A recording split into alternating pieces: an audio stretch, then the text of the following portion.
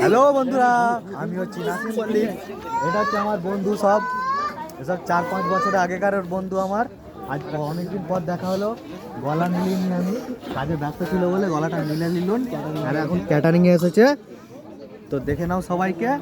কিছু বল। আর এটা হচ্ছে আমার মামু, মামুর মামু মানে মামুর ভাই, মানে মামুই হলো।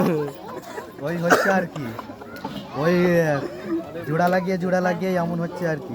এখন বিয়ে বাড়ির খাওয়ানো হচ্ছে নাস্তা।